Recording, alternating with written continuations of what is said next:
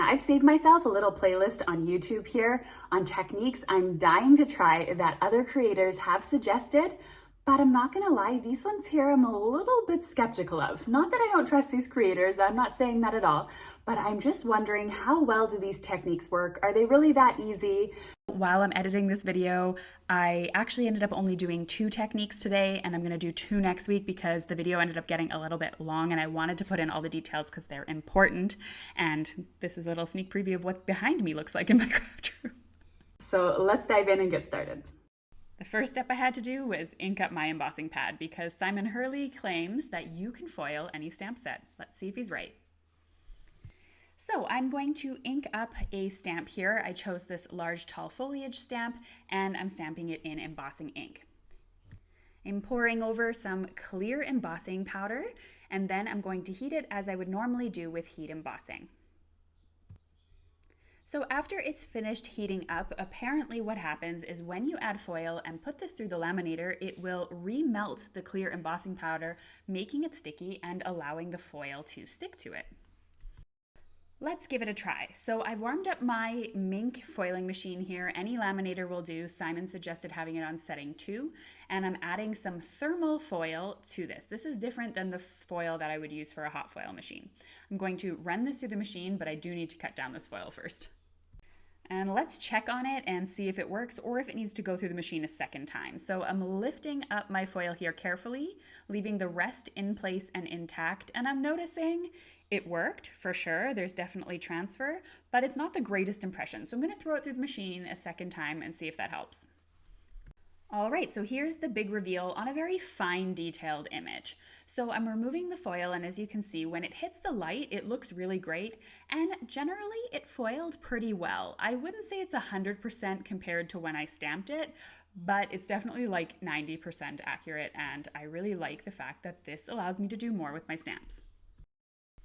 This is definitely a game changer. It doesn't quite give you the look of a hot foil plate, but it definitely allows me to get some shine. But hold the phone, Simon did say any stamp. So I want to try this with 2 other types of stamps quickly. 1, a solid stamp, and 2, a sentiment stamp to see if this really does work with any stamp. And I already have an idea, just in case this doesn't work out, what might actually help it. So once again, stamping it, adding my clear embossing powder, melting it, adding some foil on top, shiny, pretty side facing up, throwing it through my laminator. I love that you can put this into fast motion so you don't have to see me doing this in real time.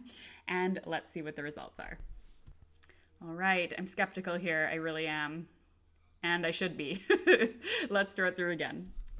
And here is the second time running it through the laminator, and you can see that foiling it as a solid, not that great of a result. But let's try something because this might actually still be salvageable. So there is something called double embossing, triple embossing, quadruple embossing, however many times you actually choose to do this. So what you do is you simply emboss your image, and it's good to use a stamping tool in this case because you need to be able to stamp in the same spot over and over again. And you're going to add your clear embossing powder, melt your powder, and then what I do is I add more embossing powder on top and melt it again. Because the image is still warm, it will heat emboss a second time.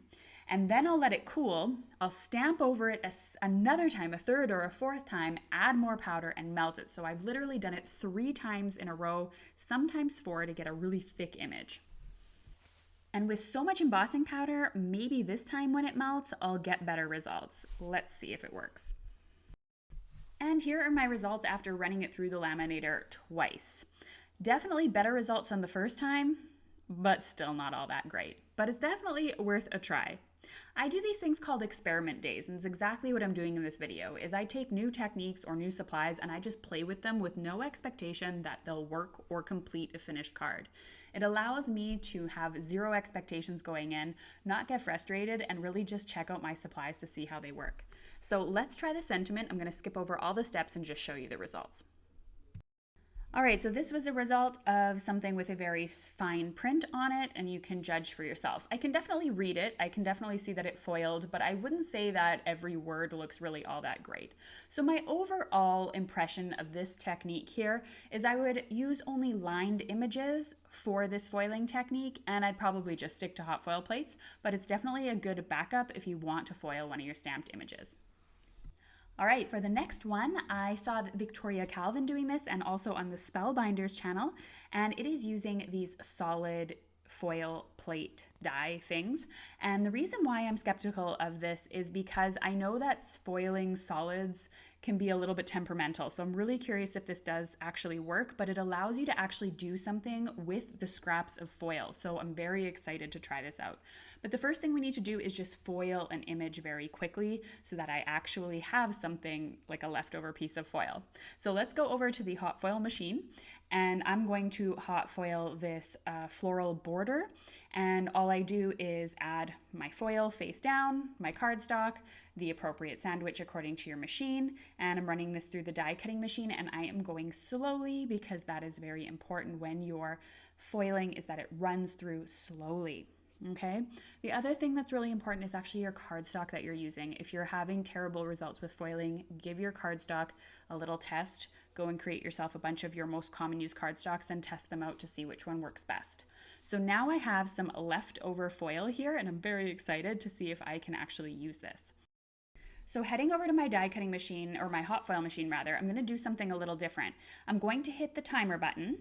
And once it's solid green telling me it's ready to go, I'm actually going to turn off my machine, turn it back on really quickly, and when it tells me it's ready, I'm going to hit the timer button a second time so that it is really hot. And this is one of the things that I think will make a difference with solid plates like this, is if you heat them up longer than you would a hot foil plate with lined images. So next up, I am taking my leftover foil here, ensuring that the flowers are on top of that shape that I have, grabbing my cardstock once again, and adding my plates and my sandwich plates on top. You may want to tape things down just in case they shift, because you might want to have this diamond shape or the circle shape directly in the middle of your cardstock. So I've run it slowly through my die cutting machine, and let's see what the results are. So lifting it up and peeling it back, and you know what? It looks pretty good. It does have a couple of bare areas, I notice, or a little bit of a vintagey look. But I'm not giving up yet. I'm going to add a shim to my sandwich this time and see if that helps.